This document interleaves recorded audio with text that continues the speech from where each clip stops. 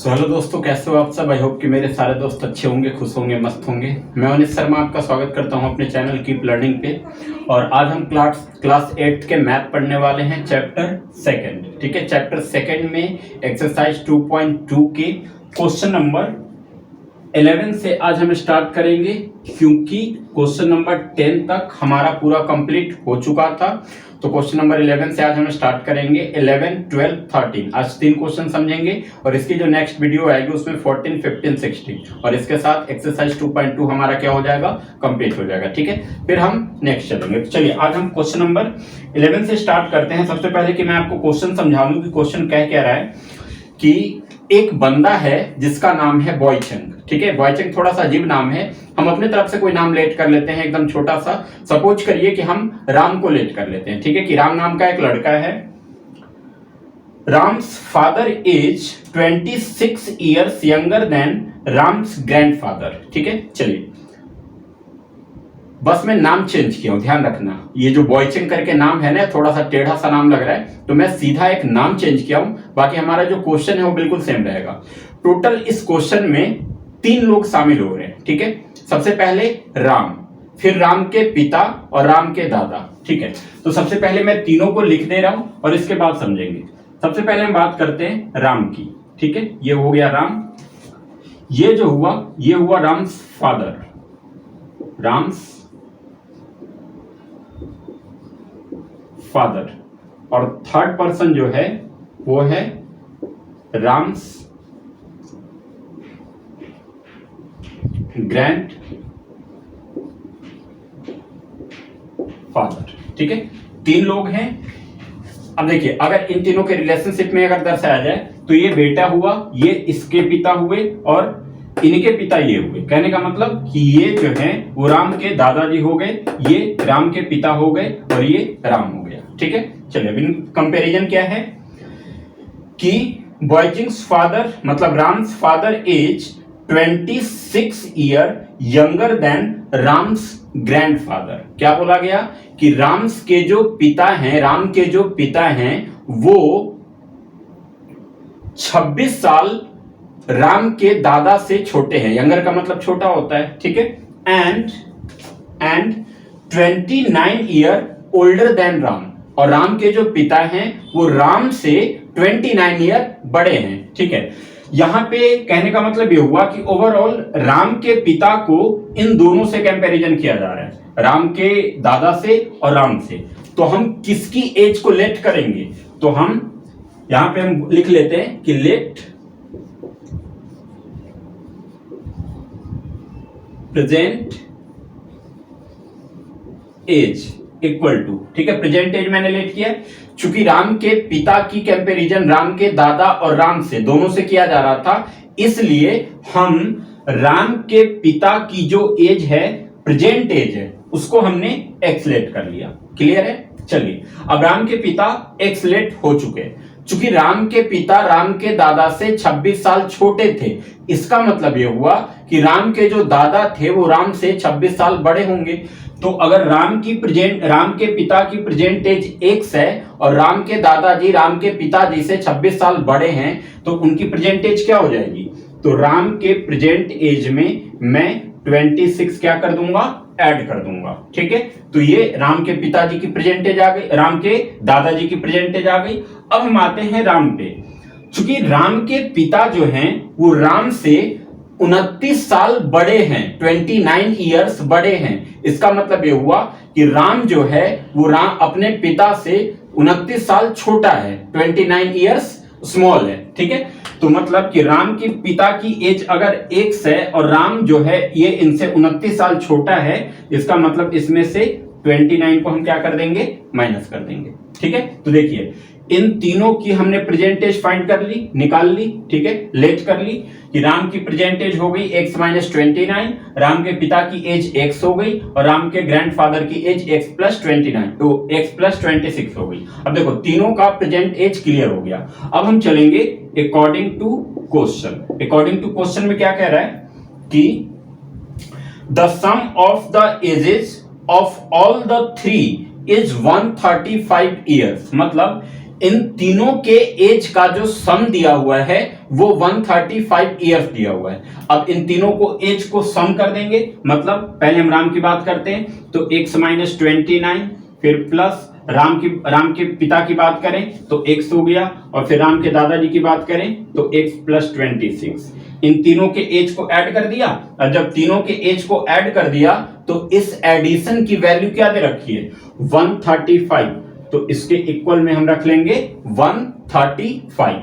Clear है? चलिए अब ये x और ये x, इन तीनों के पहले, इसके पहले प्लस का साइन, इसके पहले प्लस का साइन, इसके पहले कोई साइन नहीं, मतलब कि प्लस का होगा, मतलब तीनों नंबर जो है वो प्लस में, तो x plus x plus x, ये तीन नंबर को हम अगर ऐड करते हैं तो हमारा आंसर क्या आना चाहिए 3x। तो x और x को हमने ऐड किया तो आंसर आ गया 3x। ठीक है, चलो x वाला तो काम कंप्लीट हो गया।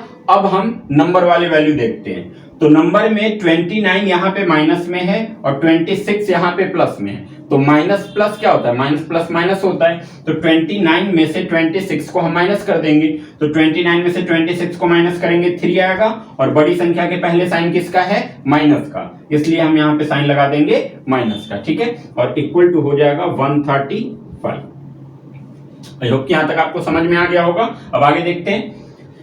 तो 3x, अब -3 को हम उधर भेज रहे हैं, इक्वल का साइन लगा दिया, इक्वल के बाद 135 था, अब -3 उधर आके किसका हो गया, प्लस का हो गया।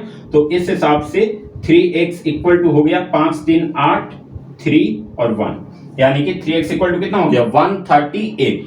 तो अब हमें x की वैल्यू फाइंड करनी है। तो देखिए 3x इक्वल टू 138 हो गया। अब x की वैल्यू फाइंड करने के लिए इस 3 जो इधर मल्टीप्लाई में है उधर जाकर किस में, डिवाइड में हो जाएगा।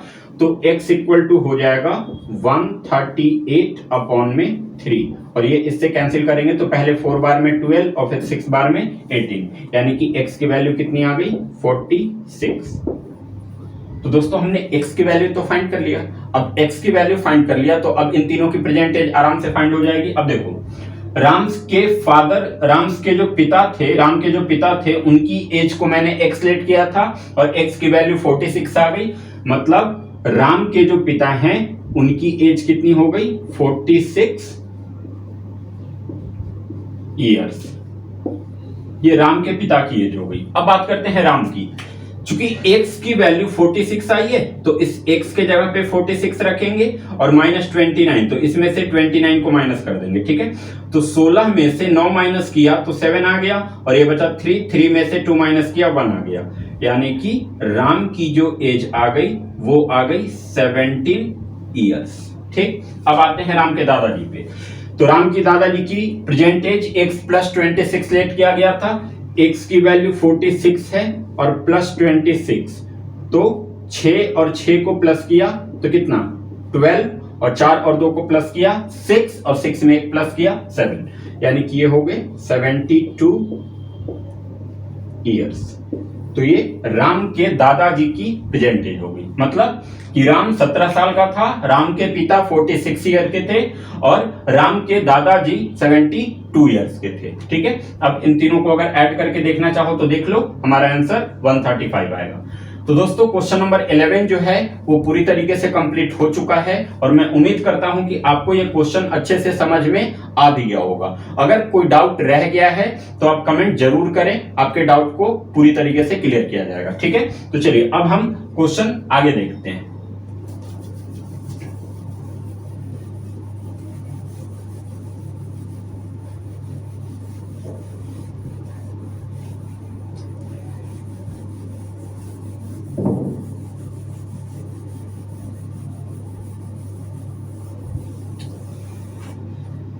अब है हमारा क्वेश्चन नंबर 12। क्वेश्चन नंबर 12 क्या कह रहे हैं, पहले मैं ये समझा दूं। देखिए 15 इयर्स फ्रॉम नाउ, इसका मतलब क्या हुआ, फ्रॉम नाउ का मतलब आज से, नाउ का मतलब अभी होता है, मतलब अभी आज से। ठीक है, आज से 15 साल बाद 15 years from now Ravi's age will be 4 times his present age. ठीक है, अब इसको अगर ध्यान से समझने की हम कोशिश करें तो ये समझ रहे हैं इस स्टेटमेंट के थ्रू कि आज से 15 साल बाद रवि की जो एज होगी वो उसके प्रेजेंट एज के 4 गुनी होगी। 4 टाइम्स का मतलब 4 गुनी, ठीक है। तो देखिए अब हम बात करते हैं रवि की। एक बंदा है इसमें जिसका नाम है रवि और इसके 2 कंडीशन है, ठीक है। एक जो इसकी एज है वो प्रेजेंट एज की बात की जा रही है, प्रेजेंट एज की बात की जा रही है, और दूसरा जो पहलू है ये है 15 ईयर्स आफ्टर, मतलब after 15 year, after 15 years age, ठीक है। अब देखिए रवि एक बंदा है जिसके 2 पहलू यहां से निकल रहे हैं। क्वेश्चन ये था कि रवि की जो आज से 15 साल बाद जो रवि की एज होगी वो एज आज की एज से 4 गुनी होगी। 4 गुनी का मतलब कि सपोज करो कि मैं अभी समथिंग 8 साल का हूं, मैं अभी 8 साल का हूं, तो आज से 15 साल बाद मेरी एज जो होगी वो 8 4 जा 32 ईयर्स, ठीक है, 32 ईयर्स की होगी, मतलब 4 गुनी, 4 टाइम्स। तो अब हम इसके कंडीशन को समझेंगे। सबसे पहले कि हमें प्रेजेंट एज को लेट करना होगा, तो हम लेट कर लेंगे कि let present age of Ravi equal to x, ठीक है।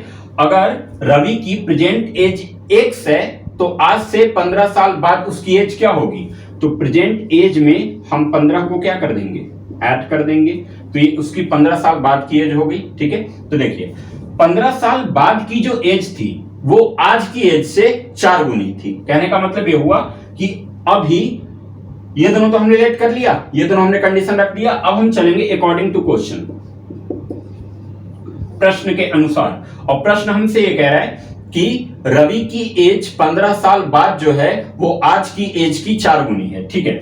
तो आज की एज उसकी x है और 15 साल बाद की एज उसकी x प्लस 15 है, लेकिन ये दोनों अभी इक्वल नहीं है। क्यों नहीं है, क्योंकि ये जो है ये 15 साल बाद इससे 4 गुना ज्यादा है। कहने का मतलब कि अभी जो इसकी एज है 15 साल बाद इसी एज की 4 गुनी होगी, 4 टाइम्स होगी।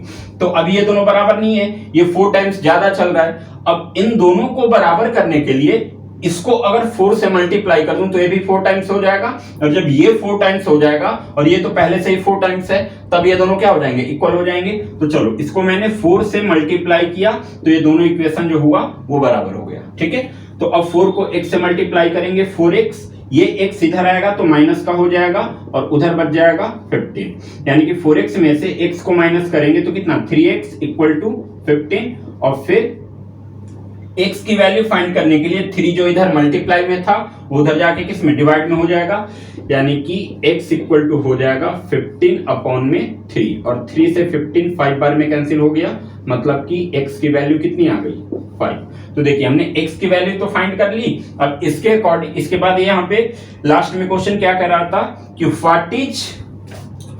What is Ravi's present age, Ravi की प्रेजेंट एज क्या होगी। देखिए x की वैल्यू हमने कितना फाइंड किया, 5 फाइंड किया। अगर x की वैल्यू 5 फाइंड किया है तो इसका मतलब कि प्रेजेंट एज को इसको x लेट किया गया था, तो प्रेजेंट एज इसकी कितनी हो जाएगी, 5 ईयर्स, ठीक है, 5 ईयर्स।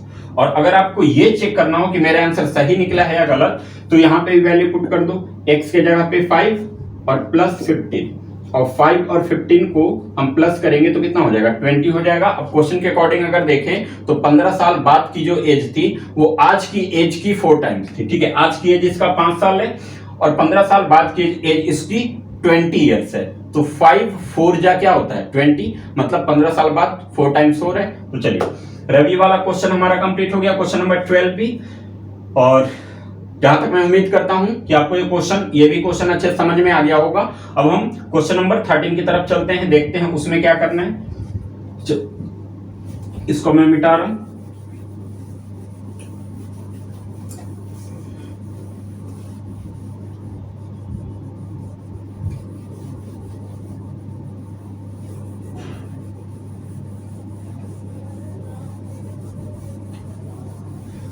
हाँ तो दोस्तों अब हम बात करेंगे क्वेश्चन नंबर 13 की। क्वेश्चन नंबर 13 क्या कह रहा है, पहले मैं आपको समझा दूं कि rational number is such that when you multiplied bye 5 upon 2 and add 2/3 to the product, you get -7/12. What is the number? ठीक है, हमारे पास कोई एक रेशनल नंबर है और उसका मुझे पता नहीं कि वो रेशनल नंबर है क्या, बस एक रेशनल नंबर है, मुझे पता नहीं है कि क्या है, बट वो रेशनल नंबर है। ठीक है, अब जो भी मेरे पास रेशनल नंबर है, पहले मैंने क्या किया कि उस रेशनल नंबर में 5/2 को मल्टीप्लाई किया। ठीक है, मल्टीप्लाई करने के बाद जो मेरा प्रोडक्ट आया, यानी कि जो मेरा आंसर आया, उस आंसर में 2/3 को ऐड कर दिया। ठीक है, अब जो मेरा आंसर आया था उसमें जैसे ही 2/3 को ऐड किया तो जो मेरा ओवरऑल आंसर आएगा वो आएगा -7/12। तो स्टार्टिंग में जो रेशनल नंबर हमने लेट किया था वो रेशनल नंबर क्या है? ठीक है, तो इसमें नंबर फाइंड करना है। तो सबसे पहले हम क्या करेंगे कि लेट कर लेंगे कि लेट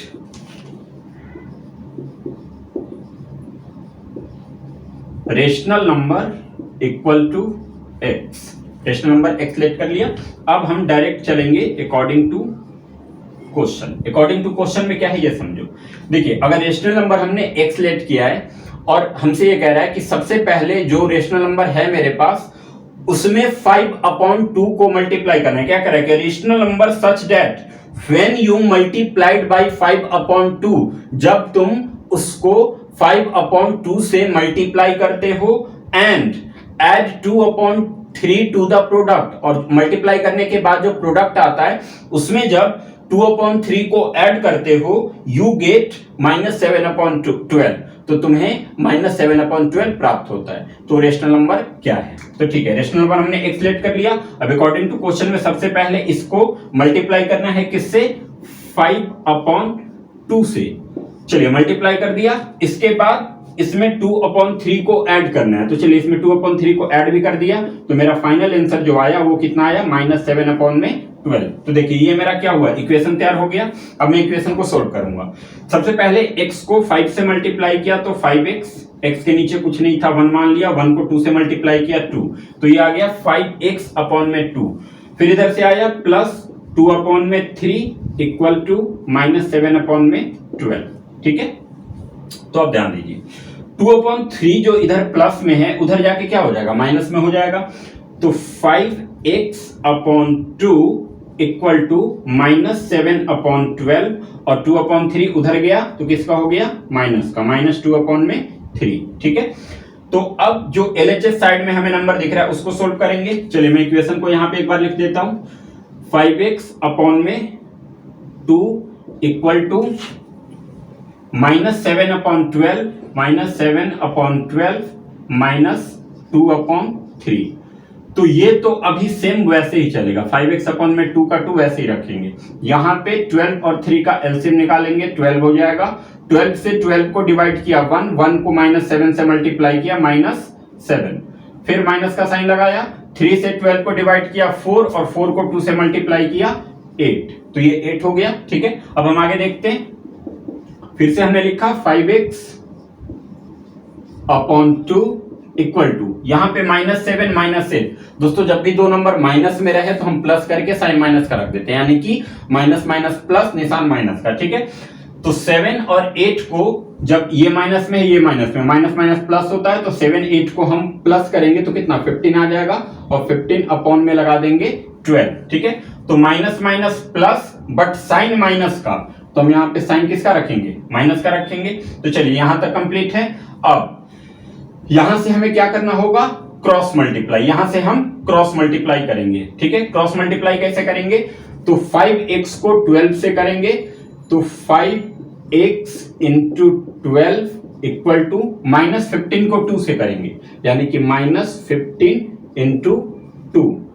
तो 5 इंटू 12, 5 को 12 से करेंगे तो 12 5 या क्या होता है? 60 होता है। तो इसका आंसर आ जाएगा 60 और इंटू में x, और फिर -5 को -15 को 2 से मल्टीप्लाई करेंगे तो 15 2 जा 30, और बाकी 15 के पहले माइनस का साइन है तो, और 2 के पहले कोई साइन नहीं मतलब प्लस का है, तो माइनस इंटू प्लस माइनस, और 15 2 जा 30, यानी कि 30 किसका आ जाएगा? माइनस का। ठीक है, अब x के साथ 60 मल्टीप्लाई के फॉर्म में दिख रहा है, तो जब इसकी हम साइड चेंज करेंगे तो उधर जाके ये डिवाइड के फॉर्म में हो जाएगा। तो x इक्वल टू हो गया -30/60। 0 से 0 को कैंसिल कर दिया, 3 से 6 2 बार में कैंसिल हो गया, यानी कि x की वैल्यू आ गई -3/2। और हमने रेशनल नंबर को क्या लेट किया था, x, यानी कि हमारा रेशनल नंबर आ गया -3/2। तो हम लिख देंगे कि then rational number equal to -3/2। ठीक है, तो दोस्तों क्वेश्चन नंबर 13 में हमारा कंप्लीट। और आज की वीडियो को हम यहीं पे रहने देंगे, यहीं पे खत्म करेंगे, क्योंकि हर वीडियो के पार्ट में मैं 3-3 क्वेश्चन आपको समझाते रह रहा हूं। ठीक है, ना तो मुझे समझाने में ज्यादा प्रॉब्लम हो रही है और ना आपको समझने में ज्यादा प्रॉब्लम होगी, क्योंकि अगर सारे क्वेश्चन को एक ही वीडियो में कवर करने की कोशिश करूंगा तो वीडियो काफी ज्यादा लंबी हो जाएगी, जो कि आप देख नहीं पाओगे। ठीक है, तो इसलिए हर वीडियो से 3-3 क्वेश्चन समझते जाओ। जैसे ही इसका एक्सरसाइज 2.2 पूरी तरीके से कंप्लीट हो जाएगा, तो वैसे ही एक बार आप 1 से लेके टोटल 16 क्वेश्चन दे रखे हैं, 1 से लेके 16 क्वेश्चन तक की प्रैक्टिस आप एक दिन एक बार में कर लेना। इसके बाद ये चैप्टर बहुत अच्छे से ये एक्सरसाइज कंप्लीट हो जाएगा 2.2। ठीक है, तो देखिए अब मैं फिर से एक बार बता दूं कि 2.2 एक्सरसाइज जो है वो बहुत इंपॉर्टेंट है। इंपॉर्टेंट इसलिए नहीं है कि पेपर में ज्यादा पूछा जाएगा, नहीं, यहां से एक ही सवाल रहेगा। इंपॉर्टेंट इसलिए है कि यहां पे आप स्टेटमेंट से इक्वेशन बनाना सीख लोगे। ठीक है, अगर वीडियो को आप बार बार देखोगे तो फिर आपको अंदाजा मिल जाएगा कि स्टेटमेंट से इक्वेशन बनाते कैसे हैं। ठीक है, और यही मेन चीज है, स्टेटमेंट से इक्वेशन बनाना सीख लिया तो इसके बाद इक्वेशन को तो सोल्व करना आता ही है, इक्वेशन तो सोल्व हो ही जाएगा। मेन चीज है वर्ड प्रॉब्लम जो दे रखा है, जो स्टेटमेंट दे रखे हैं, उस स्टेटमेंट को समझ के पढ़ के उसको इक्वेशन के रूप में बनाना। ठीक है, तो इसलिए इस क्वेश्चन को, इस एक्सरसाइज में एक एक क्वेश्चन को मैं क्लियर तरीके से समझा रहा हूं, और मेरा इसके पीछे मकसद यही है कि आप स्टेटमेंट से इक्वेशन बनाना सीखो। ठीक है, तो दोस्तों आज के वीडियो को यहीं पे समाप्त करते हैं। अगर आज के सारे क्वेश्चन आपको अच्छे से समझ में आ गए होंगे तो आप चैनल को सब्सक्राइब जरूर कर लें, वीडियो को लाइक करें, कमेंट जरूर करें, जो भी हाँ ना जैसा भी नेगेटिव पॉजिटिव आपका जो भी रिजल्ट रह रहा है उस रिजल्ट को मेरे सामने जरूर लाएं। इससे मुझे पता, तो कम से कम ये तो पता चलेगा कि मैं आपको सही से पढ़ा रहा हूं या फिर मुझे पढ़ाने का तरीका चेंज करना होगा, क्योंकि मेन मैटर करता है आपको समझ में आना चाहिए। ठीक है, तो चलिए अब इस वीडियो को यहां पे खत्म करते हैं। जो हमारी नेक्स्ट वीडियो आएगी वो एक्सरसाइज 2.2 से ही रहेगी। उसके लास्ट के जो 3 क्वेश्चन बचे हुए हैं उन 3 क्वेश्चन को हम कवर करेंगे उस वीडियो में। अब यहीं पे इस वीडियो को समाप्त करते हैं, तब तक के लिए नमस्कार।